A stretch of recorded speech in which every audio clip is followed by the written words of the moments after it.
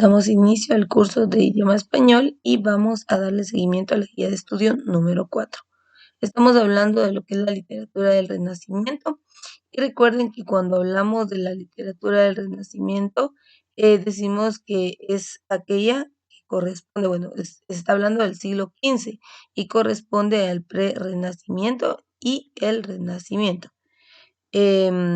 Analizamos en la clase anterior y dijimos que en el siglo XV entra en crisis el sistema de valores medieval y paulatinamente se van imponiendo unos valores más apegados a lo terrenal, alejados de lo religioso.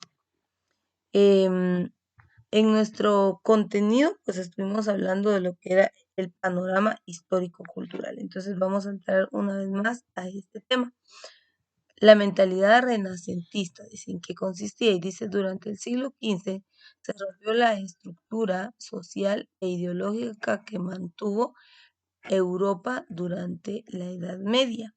Aunque la sociedad medieval seguía estando organizada en tres estamentos, nobleza, clero y pueblo llano, el desarrollo del comercio y el crecimiento de las ciudades provocaron la consolidación de una incipiente burguesía, es decir, los habitantes de los burgos o ciudades que se dedicaban principalmente al comercio.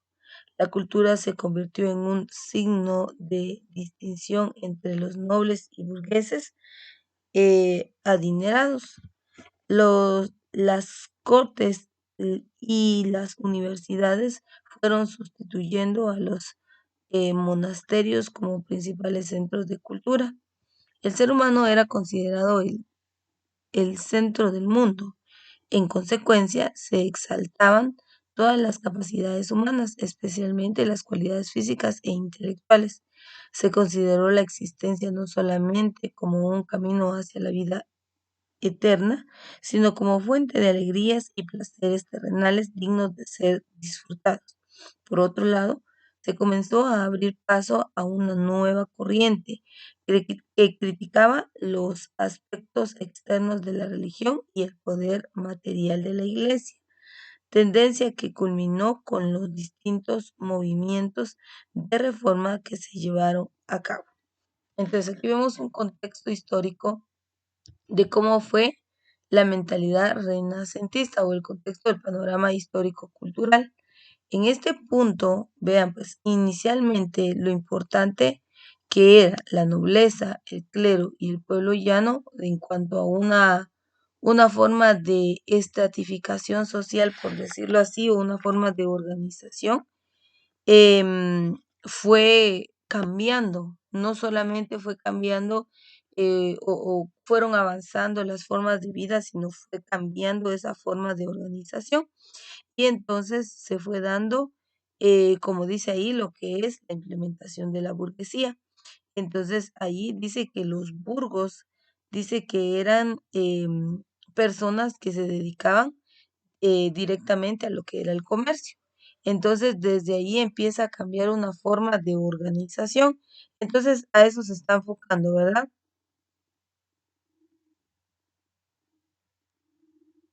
A la forma en que fueron evolucionando, tanto en su forma de pensar, en su forma de organizarse, a las actividades que se fueron dedicando. Entonces, ese panorama fue cambiando. Inicialmente nobleza, clero y pueblo llano, luego vemos la intervención de la burguesía y vemos cómo esa actividad a la que se empezaron a dedicar va cambiando un enfoque en cuanto a la cultura, a la forma de pensamiento, a la organización social. Vean, dice aquí el ser humano era considerado, dice, el centro del mundo, pero luego de eso, pues fueron, dice que se fueron, como que se fueron tomando en cuenta o se fueron dando a conocer las capacidades humanas y dentro de estas las cualidades físicas e intelectuales que tenían las personas. Entonces, eso fue abriendo paso como al desarrollo, al crecimiento y se fue dando otro tipo de ideología dentro de esta época. Luego de esta viene otra característica que fue el humanismo, dice humanismo e imprenta. Dice, el humanismo es un movimiento intelectual que surgió en Italia, principalmente en Florencia y Roma, y se difundió por toda Europa. Los humanistas se dedicaron a recuperar la cultura clásica de Grecia y Roma. La invención de la imprenta hacia 1450 contribuyó de manera esencial a la difusión de nuevas ideas a través de la impresión mecánica de los libros. Entonces, mira, pues, anteriormente no había tanto, podríamos decir, desarrollo desde el punto de vista bibliográfico, es decir, que solo había muchas personas que eran doctos, que eran intelectuales, que tenían diferentes conocimientos, pero esto obviamente solo se encontraba en el conocimiento de la persona. Entonces ellos, luego de eso surge la imprenta y a partir del surgimiento de la imprenta, entonces ya se empieza a hacer la creación o la difusión de lo que fueron los libros, ¿verdad? Porque obviamente ya se pudieron trabajar a grandes cantidades. Dicen que antes, por ejemplo, para que los intelectuales pudieran redactar un libro, dice que se llevaban meses porque tenían que irlo transcribiendo dependiendo del idioma y tenían que irlo, y dice que estas personas iban corrigiendo, y si por ejemplo, ellos empezaban con el trazo o la interpretación de algún texto, pero si en el desarrollo de este, por ejemplo, cometían algún error, se equivocaban en alguna palabra o habían hecho una mala interpretación, tenían que iniciar desde cero. Entonces, imagínense, llevaban 6 meses de trabajo y volver a iniciar el trabajo por un error. Entonces la imprenta vino a sustituir muchos aspectos, dentro de ellos el tiempo, ¿verdad? Porque aquí ya obviamente con una máquina ya empezaron ellos a crear, a crear, a crear y a difundir em, a través de lo que fueron los libros, el conocimiento, ¿verdad? Y obviamente ya se fue ampliando el panorama, ya se fue ampliando la forma de interpretación, el conocimiento ya llegó a diferentes a muchas personas, a diferentes estratos, y esto fue ampliando ese panorama, ¿verdad? Dice, luego empieza el panorama literario, la literatura del Renacimiento español, en qué consiste, y dice, la literatura española recibió durante el Renacimiento la influencia de la literatura italiana y de la literatura clásica greco-latina, y experimentó una renovación en los temas, en las formas y el estilo. Algunos de estos cambios fueron, primero, en los temas, se reelaboraron los mitos clásicos, el amor y la naturaleza, recibieron un tratamiento idealizado. Surgió además una importante corriente de literatura religiosa. También se abordó la realidad social de la época, especialmente en la novela picaresca. En las formas se adoptó el verso en endecasílabo propio de la poesía italiana, y con él se empezaron a emplear nuevas composiciones y formas estróficas, el soneto, la lira, la octava real, entre otras. En el estilo, los autores renacentistas seguían la sencillez y la claridad expresiva principalmente buscaban el equilibrio de las formas y la naturalidad. Entonces, aquí vemos los enfoques que fueron teniendo las formas literarias, ¿verdad? Cómo fue cambiando. En realidad, pues esto es un contexto histórico, ¿verdad? Para que vean cómo la literatura fue evolucionando desde tiempos anteriores. Y esto nos lleva a comprender que hay géneros literarios. Em, Cuando hablamos de un género literario, pues obviamente ya vimos que tiene mucho que ver el enfoque, el estilo que se está dando a tal género, ¿verdad? Pero vamos a ver un concepto más claro. Si usted se va a investigar, pues va a encontrar que existen diferentes enfoques,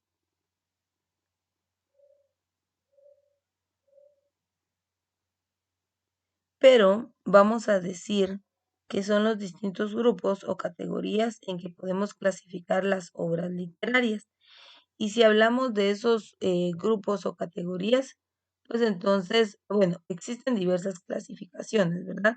Pero podemos decir que está, por ejemplo, dentro del cuento, bueno, hay una clasificación que podríamos decir que es el cuento, la poesía y la novela, en cuanto a algunos géneros literarios. Si hablamos del cuento, pues aquí van a entrar algunos ensayos, el mito. Si hablamos de la poesía, pues va a hablar del teatro, de lo que es el enfoque periodístico y de la leyenda.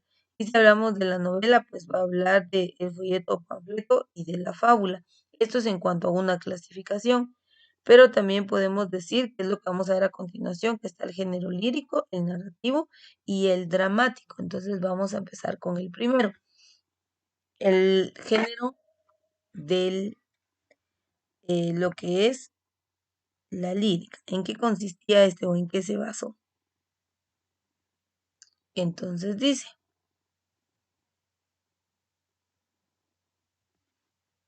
este género tuvo dos vertientes.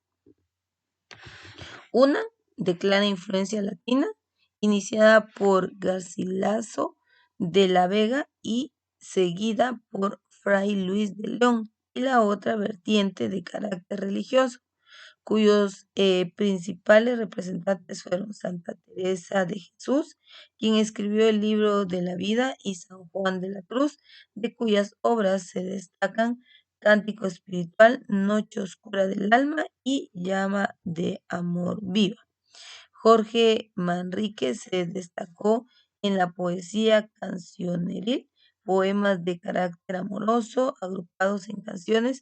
Por otra parte, el Marqués de Santillana y Juan de Mena cultivaron la poesía alegórica, que abordaba temas filosóficos como la fortuna, la muerte y la fama. Entonces, este se caracteriza porque el escritor, perdón, expresa sus ideas o expresa sus sentimientos. Entonces, este es la primera forma de géneros literarios, una vez más.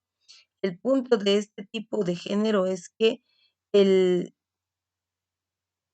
el escritor expresa sus sentimientos. Por eso vea usted acá, dentro de la influencia o de las formas que existieron, están, pues, dice que hay dos vertientes. La primera dice iniciada por Garcilaso de la Vega y seguida por Fray Luis. Y la otra dice de carácter religioso. Entonces, mire, aquí dice, cuyos principios principales representantes fueron Santa Teresa de Jesús, y aquí vemos ya un enfoque.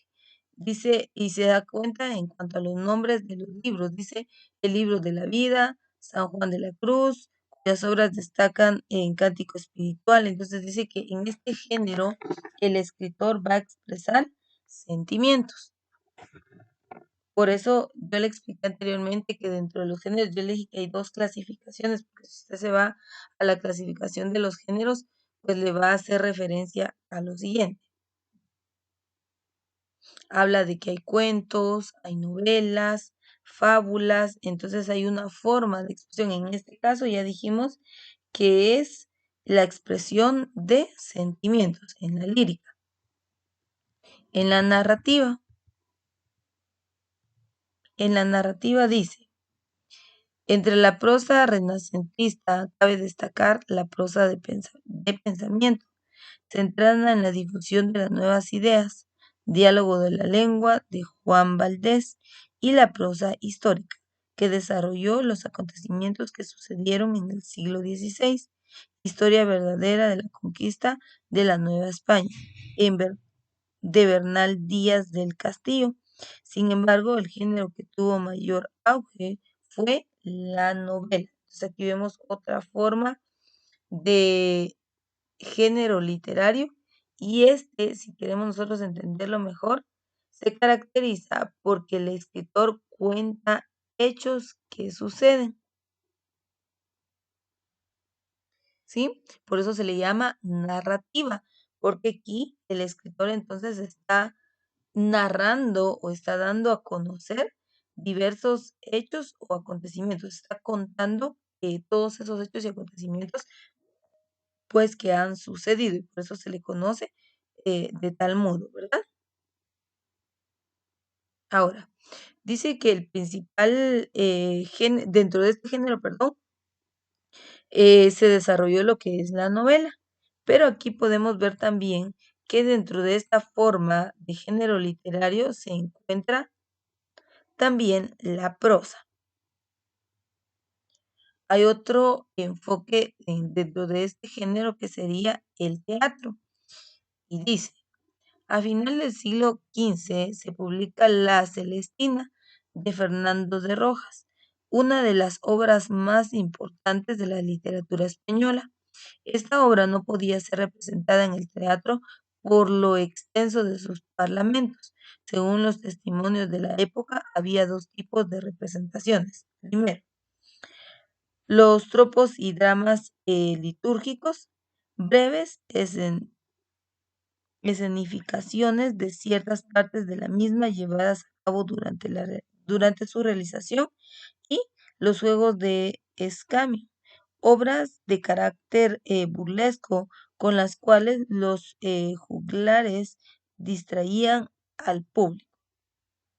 Entonces vemos que este enfoque era más representativo, ¿verdad? Es decir, era como que la ilustración de lo que se querían dar a conocer, puesto que se llevaba al teatro a través de la representación. Pero también, mire, pues aquí se le está llamando, se le está llamando teatro, pero también se le conoce como dramático, que es otro, está dentro de los mismos géneros, ¿verdad? Pero aquí le estamos utilizando el término de teatro, pero vuelvo y repito, podemos utilizar también el término dramático.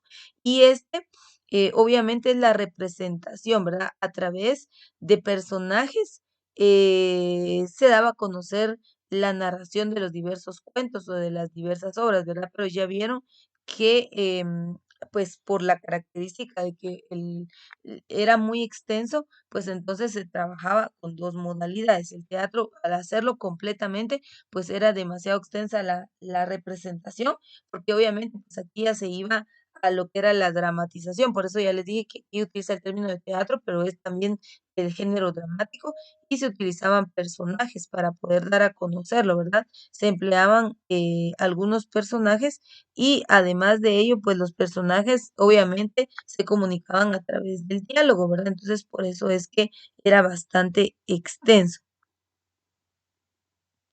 Una forma, bueno, aquí estamos viendo tres formas de lo que fue, de cómo se fueron desarrollando los géneros literarios.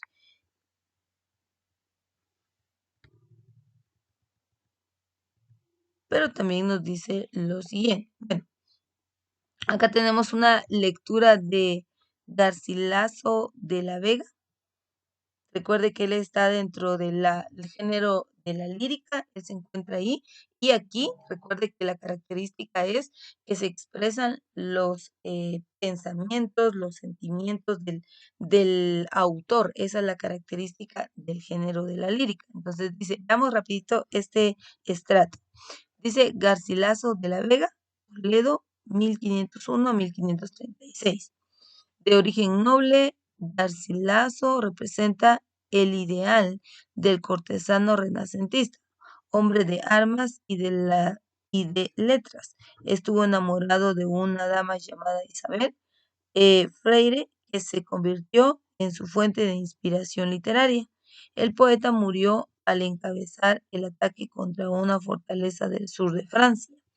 La obra poética de Garcilaso abarca 38 sonetos, 5 canciones, 3 eh, églogas, 2 elegías, una epístola y algunas coplas en versos octosílabos.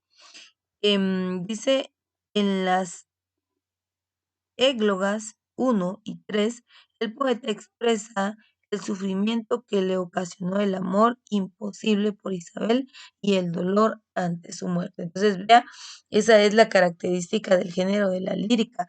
Vimos anteriormente, ¿verdad? Que este género lo que expresa, pues es el sentimiento, los pensamientos del autor, a diferencia de la narrativa, porque recuerde que en la narrativa la característica, pues, es que su nombre lo dice, ¿verdad? Narrar, dar a conocer, contar. Y por eso vimos que dentro de este estaba la novela, también les hablé de los cuentos que también están involucrados dentro de esta. La diferencia entre el primero y el segundo, el primero está dando a conocer emociones, pensamientos, sentimientos. En el segundo está también se involucran estos elementos, pero es más dar a conocer o más se está desarrollando una historia, ¿verdad? Esa es la característica de la narrativa. Y en el teatro, pues ya vemos la representación. Podría ser de los 2 géneros anteriormente vistos, pero vimos que, una también de los aspectos que influyó, dentro de lo que fue el teatro, fueron las 2 modalidades que se podían dar, ¿verdad? En donde, pues, al momento de, dar a conocer el teatro, el tiempo era un factor limitante y, algunas obras eran muy extensas, y entonces por eso fue que se dividió en 2 representaciones que fueron los tropos o dramas litúrgicos y los juegos de escarnio, que era la forma de dar a conocer a través del teatro. Dije que era teatro, género teatro o dramático, que también se le puede conocer de esta manera. Y dentro de este, pues hablamos que era la representación a través de personajes y estos personajes obviamente llevaban a cabo un diálogo y por eso se hacía enriquecedor y obviamente también se hacía extenso esta forma de género literario y por eso fue conveniente dividirlo en 2 formas para evitar pues que se extendiera tanto en cuanto a su representación. Aquí habla de otro personaje que es Miguel de Cervantes Saavedra. Y dice, nació en Alcalá de Henares en 1547, murió en Madrid en 1616. Es uno de los máximos exponentes de las letras españolas, cultivó varios géneros literarios, pero esencialmente era un novelista.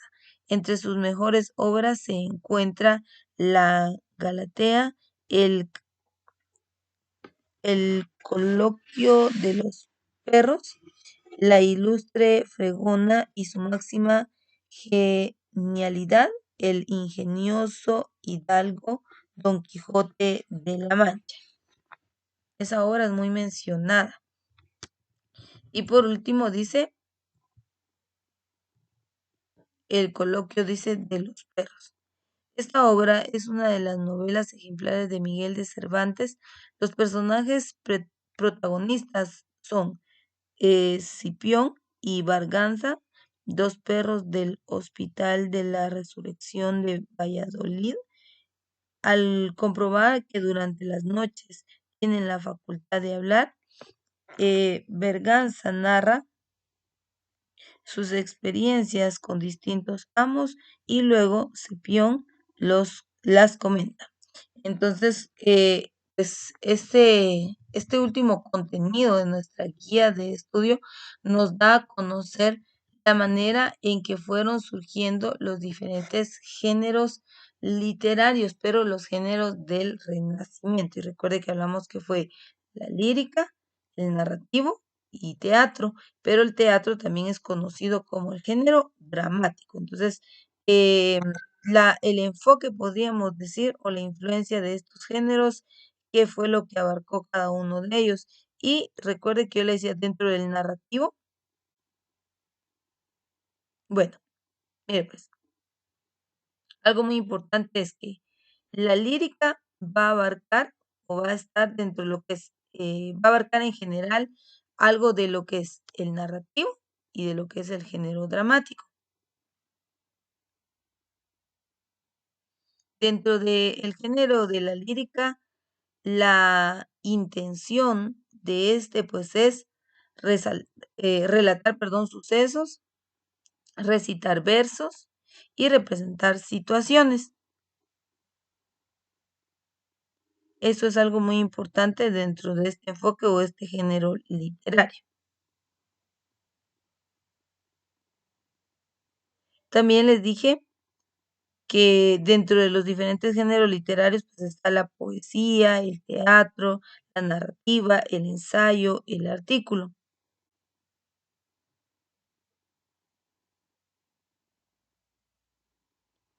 Entonces, esto es como parte esencial, ¿verdad? Porque a veces estamos leyendo libros, pues tenemos que conocer la interpretación o el enfoque de los géneros literarios.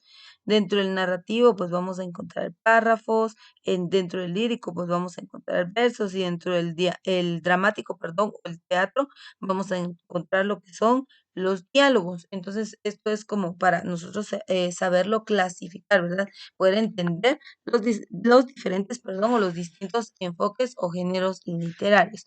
Así que el día de hoy hablamos algo de historia, de la manera en que fue evolucionando, ¿verdad? Lo que fue la literatura del Renacimiento, cómo fue cambiando la cultura, cómo fueron cambiando los tiempos, cómo fueron cambiando los escenarios, la estratificación, la forma de pensamiento, y así también cómo es que a partir del surgimiento de la imprenta, entonces se va como divulgando, se va dando a conocer más o se va ampliando el panorama de lo que fue la literatura. Y este es el último tema visto en nuestra guía de estudio número 4. Recuerde que usted tiene acceso a este material y también recuerde que usted tendrá acceso al link de la clase grabada al finalizar la jornada de estudios. Con esto concluimos la clase y el contenido.